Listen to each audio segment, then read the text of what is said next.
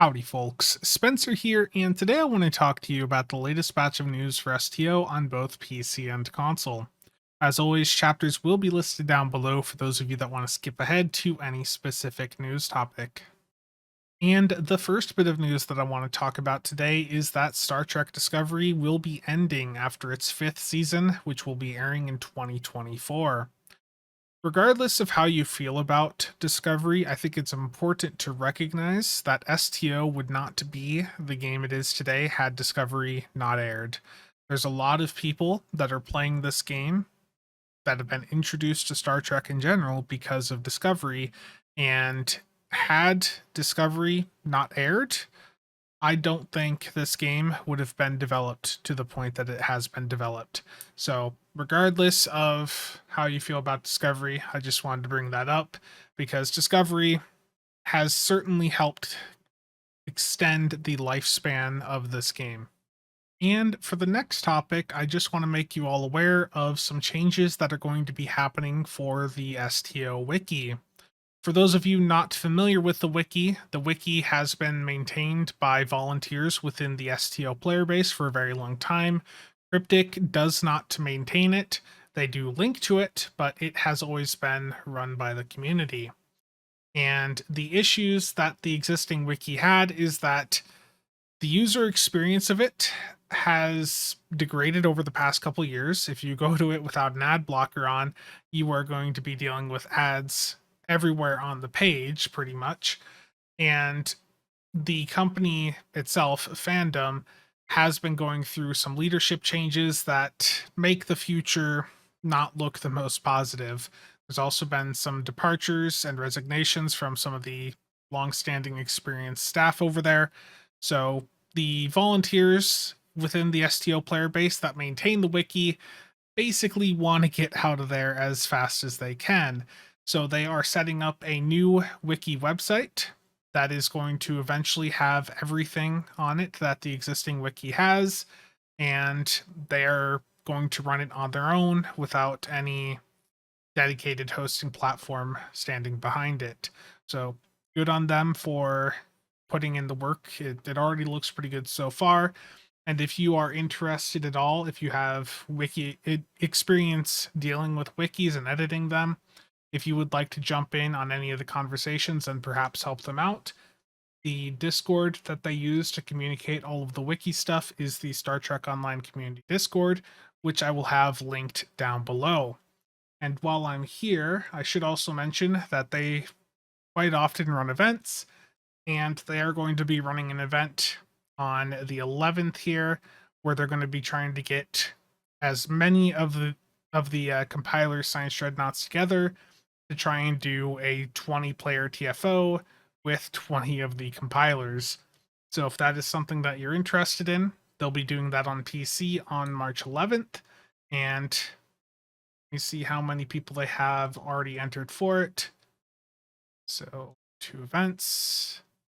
They've already had 11 people express interest in it, so if you want to get in there and RSVP to it, do that sooner rather than later. And shifting over towards some in-game news here, if you're on console, there is an upgrade event that started today on March 2nd that will be running up through March 6th. So if you have anything that you need to go through an upgrade, now would be a very good time to go through and get all of those upgrades done. And next up, for any of you that have been looking at picking up a lifetime subscription, there is a really good sale going on all platforms this weekend. From March 2nd through March 4th, on all platforms, the lifetime subscription will be 50% off. That means that for those of us on PC, the lifetime will be only $150. If you missed the initial sale, there will be a sale running from March 4th through April 6th. That will still have a significant discount on the lifetime, but it will only be a 33% discount, meaning that you would have to spend $200 rather than $150 if you're on PC.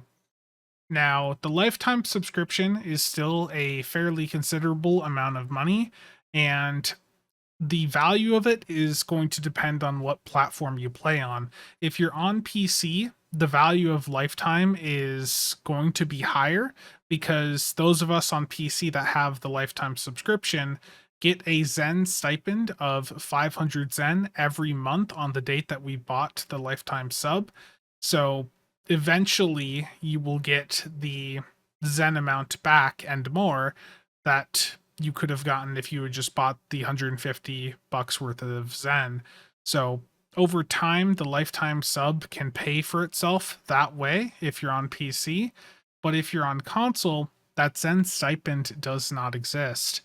So if you're on console, if you really want to look at the lifetime sub, you have to go through, take a look at the wiki page, see if the unlocks from it are enough to justify that purchase for you.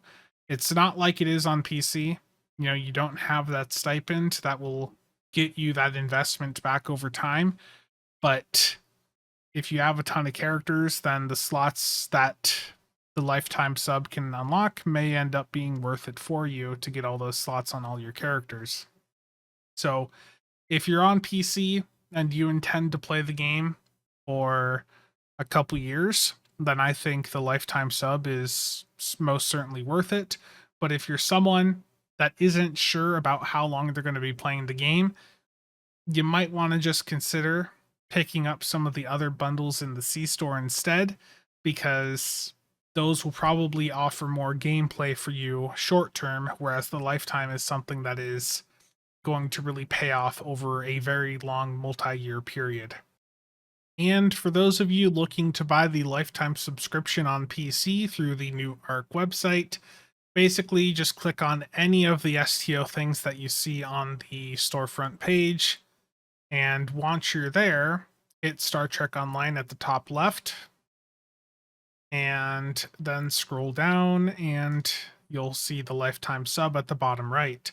I will have this directly linked in the description below for any of you that are looking to actually pick this bundle up on PC.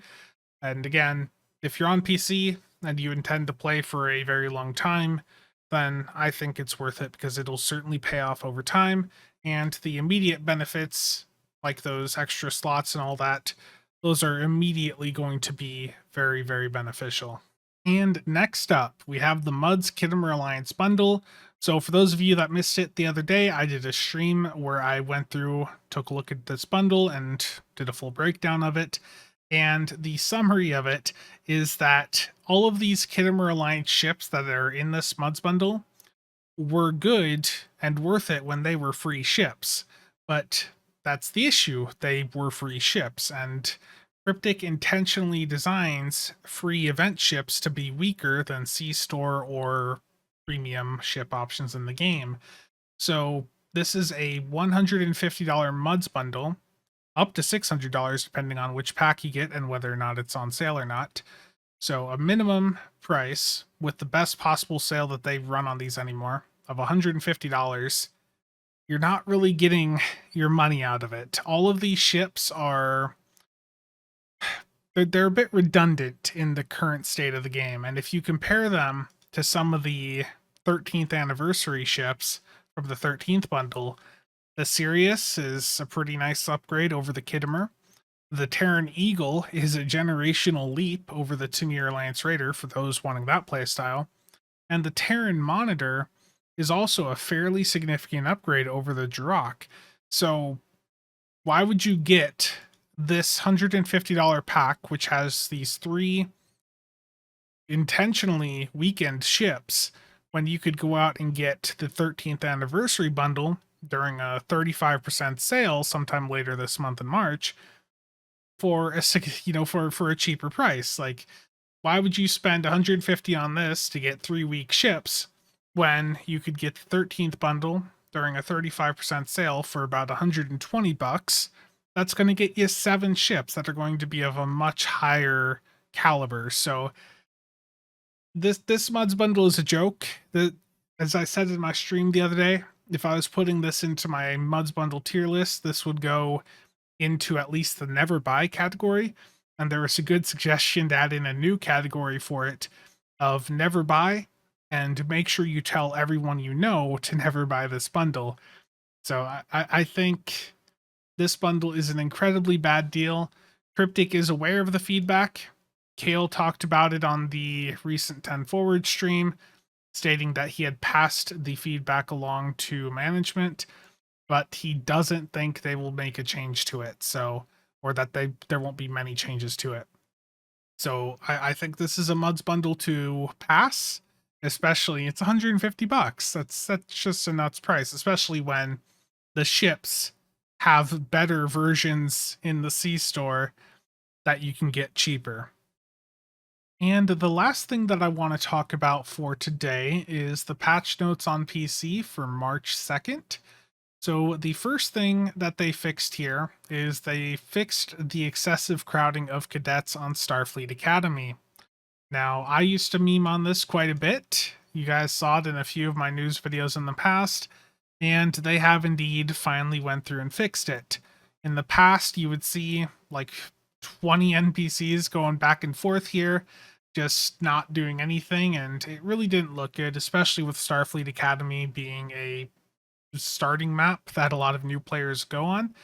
It really didn't look good for the game when there were so many bugged out NPCs walking back and forth, and it was like that for a year. But I'm glad that they have finally went through and got that dealt with. They addressed an issue with KDF Gorn bridge officers so that going forward, new very rare quality bridge officers will retain that quality when commissioned. They have added some additional confirmation UI to the duty officer donations for fleets. This is to try and make sure that you don't accidentally go through and contribute like a 27 a 47 to your fleet. So it's good that they're going through and making that a little bit better. The console off of the Eagle, the covert warhead module, they have fixed some issues where the cloak wasn't working properly. So if you are using this console, I have seen people already talking since the patch that this does now work with Assault Formation Theta, if that was something that you were concerned about. And they resolved an issue where dying enemies triggered an instant explosion with improper stats.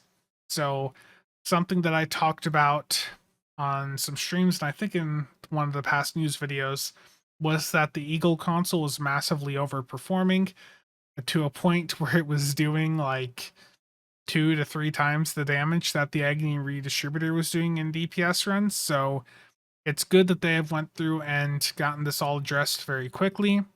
That's also touched on here with this other line where they made sure that the explosions would be slightly delayed from each other rather than all going off at once. So that should stop the overkill issues that we were seeing with this console, but it may remove its impact from a meta point of view for the clicky portion of it at least.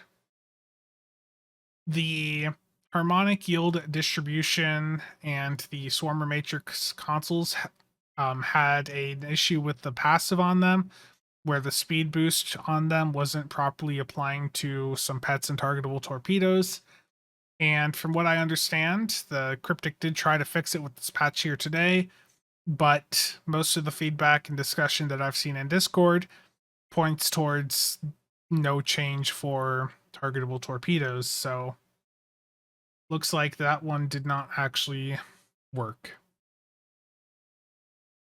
The design of the Hestia has been slightly adjusted to add more explicit visual elements to represent torpedo launchers. The Hydra was a very good performer, according to Kale, so I expect the Hestia line to probably see another ship or two in the future. Maybe a legendary Hestia might be something that they're looking into, given that the Hydra has been performing so well. The material on the Ross nacelle has been corrected. And then there's some updates here for your fleet.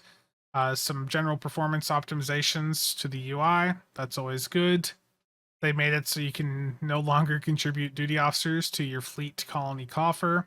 That was a very good change because the fleet colony does not need duty officers at all. They have made it so you can no longer use your reputation to lithium vouchers to contribute to fleet projects. That's a shame. That was actually a fun little bug right there.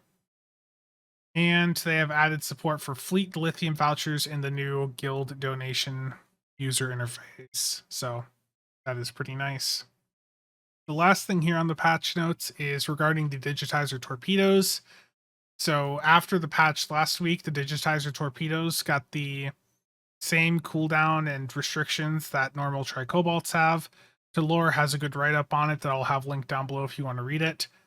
But they have recognized that the digitizer torps were usable before that like stealth nerf went out, and that people were having fun with them. So they are actually going to go back in and remove those restrictions from those torpedoes because it opened some new build approaches that people were having fun messing with. So this is not going to be done with this patch, but at least we know that they are going to undo that change to the digitizer torpedo, which should make it a viable torpedo on some builds.